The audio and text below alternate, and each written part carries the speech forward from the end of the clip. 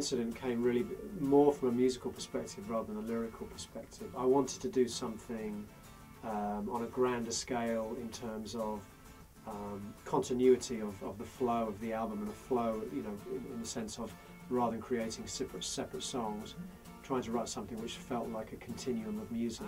And to an extent, I think Porcupine Tree are known for that anyway. So it's a question really of taking it to the next level. I think one of the things the band have a reputation for, and I think it comes a lot from the last album, Blank Planet, which had a very distinct lyrical kind of concept, is that we somehow make concept albums, and we don't really. That was kind of an exception.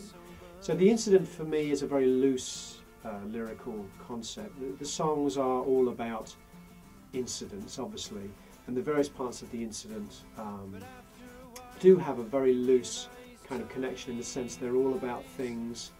Well, the subtitle of the album is After This, Things Will Never Be the Same Again. So they're about life-changing experiences, life-changing incidents. But within that, it's very diverse. There's everything from songs about a religious cult to, you know, a road accident, to things drawn from my own life, you know, growing up and my first love and the thing that made me want to be a musician. So, but they're all, the one thing they all have in common is this sense of life-changing moments, landmarks in life. So we have the long 55 minutes, I call it a song cycle. Other people have called it 55-minute long track. It isn't really, because it's 14 distinct parts to that.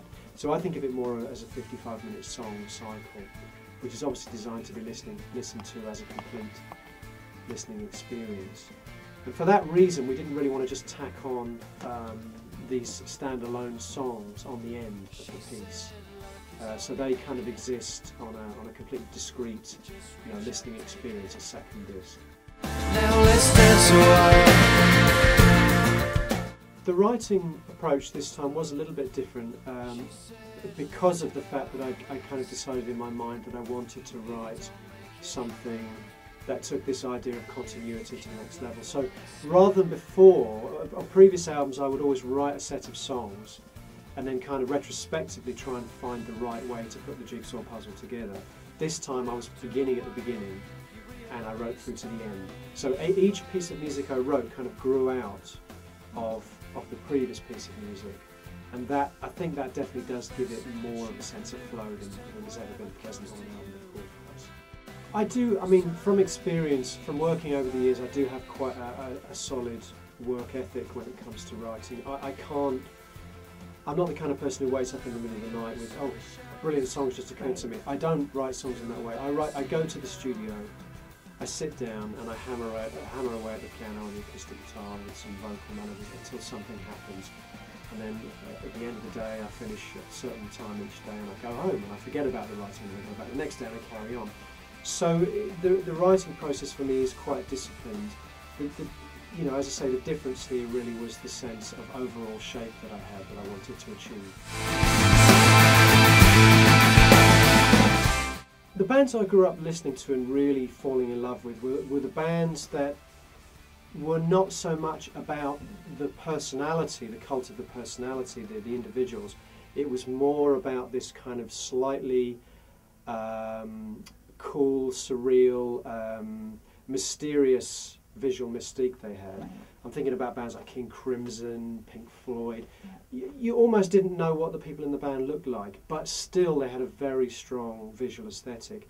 And the other thing that's very important is that how it absolutely matched with the music, and the two were almost inseparable. You know, modern bands that have, I think a band like Radiohead have that too, a band like Tool have that. Definitely. Tool have a very strong visual aesthetic. You don't even know what they look like. I mean, I don't, but I love the music, and that kind of visual aesthetic goes with the music perfectly.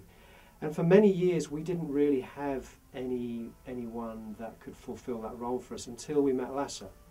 Around the time we made the album In Absentia, and finally it was as if the band was complete. The missing member, you know, a non-musician member that I always had been looking for in a way, was finally there. And I think that, you know, that visual side, that kind of visual thing that he has now, is something that people associate with the music so strongly that you can't imagine the two apart. And that's what I always wanted to achieve.